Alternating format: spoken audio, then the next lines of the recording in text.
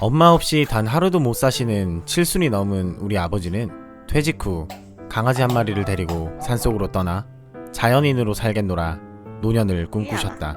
여기 봐봐. 3년 전 무덥던 여름, 자연인을 위한 아무런 준비도 되지 않은 채 귀여운 새끼 강아지 한 마리만을 불쑥 데려오셨다. 온 가족이 강아지 입양을 반대했고 아들인 나는 결사 반대했다. 어렸을 적 넓은 마당이 있는 전원주택에서 4마리의 강아지들과의 추억을 쌓으며 자랐고 그들을 떠나보낸 뒤 더는 상실의 아픔을 느끼고 싶지 않아서였다. 데려오면 안 된다 라는 말이 무색하게 어느 한적한 시골의 공업사 마당에서 태어나 여러 큰 강아지들 사이에서 아장아장 기어다니던 이 작은 생명은 그렇게 처음 내게로 왔다. 복돌아? 복돌이라고 이름 지었다. 이름이 촌스러워야 오래오래 건강하게 산다고. 우리 아버지는 시골분이시다. 개를 마음으로 정말 많이 예뻐하신다. 키우던 강아지가 발을 세게 물어 살점이 뜯겨 나갔을 때에도 순놈답고 성질이 좋네 하며 웃어 넘기실 정도로. 다만 대부분의 시골 어르신들과 마찬가지로 그의 애정 표현과 양육 방식엔 한계가 있다. 제때 밥 주고 물 주고 구충해주고 하루 서너 번 풀어주어 마당을 뛰게 하면 충분하다고. 우리 엄마 역시 마음으론 누구보다 강아지를 예뻐하신다. 다만 강아지의 털끝 하나 본인 손으로 만지지조차 못한다.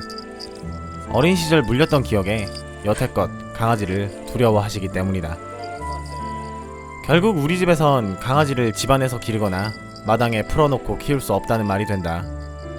이러한 상황 속에 강아지를 행복하게 살게 하려면 아들인 내가 있어야 하는데 나 역시 독립해 나온 지 이미 오래다. 예전의 강아지들처럼 후회로 남게 될까 새로이 정붙이고 싶지 않았다. 나는 아버지에게 화가 나 있었다. 고향에 내려가 강아지를 만나지 않겠다고 호언장담했다. 아버지 개니까 아버지가 알아서 잘 키우슈. 나는 얼굴 보러 안 갈 거니까. 3일 정도 흘렀을까. 그 다짐도 무색하게 내 품엔 이미 꼬물꼬물한 새끼 백구 한 마리가 안겨 있었다. 한창 창업 준비로 정신없는 시기였지만 주 4에서 5회 시골집에 내려가 강아지를 만났다. 차를 타고 여러 곳을 돌아다니고 하루 6시간씩 산책을 하며 뒹굴고 놀았다. 그렇게 아기 강아지 복돌이는 나와 인간드론을 만나며 무럭무럭 자라났다. 3개월 후 나는 생애 첫 창업이라는 것을 했다. 회상해보면 나는 여지껏 별 볼 일 없는 인생이었다. 결과가 나빴던 수능과 대입 실패로 자존감은 바닥이었고 엎친 데 덮친 격으로 가세까지 급격히 기울었다. 경매로 넘어가버린 추억의 우리 집. 언젠간 돈을 많이 벌어 내가 다시 사야겠다고 마음속으로만 다짐했다. 하지만 현실은 그저 현실 도피로 하루 20시간씩 게임만 하던 모니터 안에 나를 가둔 히키코모리. 게임 아이템을 사야 한다는 이유로 무작정 동네 가게에서 알바를 시작했다. 그렇게 4년 후 꿈에 그리던 내 매장을 열었다. 32살 자영업자의 통장 잔액 46만원. 그만큼 매장은 내게 모든 꿈이자 미래였다. 절실했다. 하루라도 빨리 복돌이를 내가 데려와야겠다고 생각했다. 마음만 급했다. 삶은 늘 그렇듯 계획대로 되지 않았고 장사도 생각보단 녹록치 않았다. 단 하나라도 더 팔기 위해 하루 14시간씩 하루도 쉬지 않고 매장을 지켰다. 단 한 명의 고객도 다른 매장으로 빼앗길 수 없었다. 그동안 정들었던 시골 강아지는 단 한 번도 보러 가지 못했다. 고된 노동 끝에 왕복 3시간을 할애할 몸도 마음도 여유가 없었다. 중간에 한번 강아지를 만나러 고향에 가면 계속 강아지만 보고 싶을 것 같았고 나는 그게 너무 두려웠다. 그렇게 꼬박 6개월이 흘렀다. 장마철이 찾아왔다. 아기일 때부터 비를 싫어하던 너였는데 네가 너무 보고 싶다. 그렇게 우리는 180일 만에 다시 만났다. 아유 얘 왜 이렇게 말랐냐? 복돌아. 어디 처음 보는 것 같은 귀가 접힌 깡마른 한눈에 봐도 썩 잘 살고 있어 보이지 않는 시골 강아지 한 마리가 눈앞에 엎드려 있었다. 그렇게 우리는 일주일에 2번씩 만났다. 쉬는 날 퇴근한 새벽, 자고 일어난 저녁. 평소 줄에 묶여 마당에 살며 훈련이라곤 아기 때 내가 가르쳐준 앉아, 손 밖에 할 줄 모르는 사회화되지 않은 시골 강아지. 말이라곤 전혀 듣지 않고 산책 매너 따윈 개나 준 날 것 그대로의 강아지였다. 다 용인해주고 이해해줬다. 그간 못해준 것만 너무 생각이 나서 이 시간이 끝나면 또 할 일 없이 6일 밤낮을 내가 오기만을 기다릴 것이란 걸 알았기에. 그렇게 시간은 흘러 2번째 장마철이 왔다. 어느덧 너도 만 3살. 비가 억수로 온다. 강아지가 밥을 먹지 않는다. 온몸을 부들부들 떤다. 산책이 끝나고 다시 내 2손으로 목줄을 맨 채 평소 좋아하던 캔사료를 데펴준다. 내가 주니 그래도 꾸역꾸역 먹긴 먹는다. 그대로 강아지를 마당에 남긴 채 뒤돌아선다.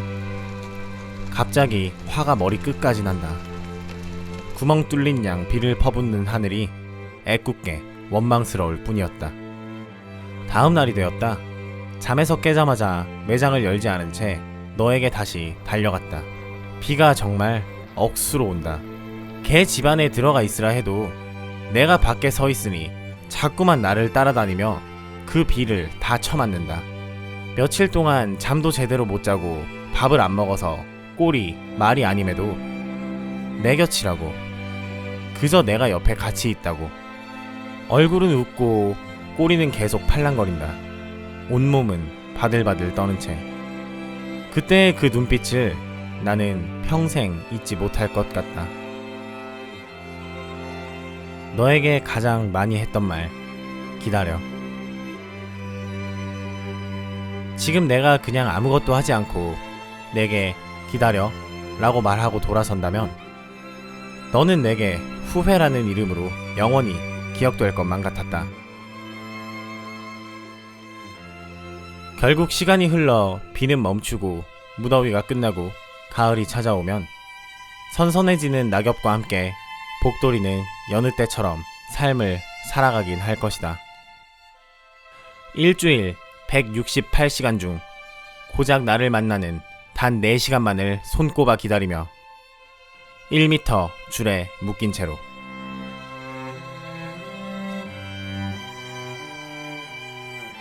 그대로 가슴줄을 채워 차 뒷자리에 태웠다. 무언가를 이미 다 알고 있다는 듯 이곳 시골 마을엔 2번 다시 오지 않을 것이란 것을. 엄마 아빠 얼굴을 한 번씩 빤히 쳐다본다. 하루 13시간씩 일을 해야만 해서 혼자 있을 시간이 너무 길어서 마당이 넓은 전원주택이 없어서 이 10평 남짓한 월세 투룸은 너에겐 너무 좁다고. 둘이 안녕? 안녕. 너의 비 자리는 엄청 온다. 내 곁에 없다고. 아빠. 정작 그런 것들이 중요한 게 아니었다. 행동하지 않는 마음, 행동하지 않는 진심은 아무리 포장해도 위선일 뿐이었다.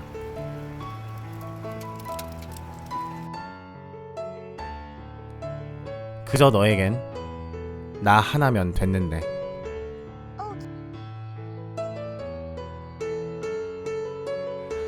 늘 같은 자리에서 나만을 기다리던 너.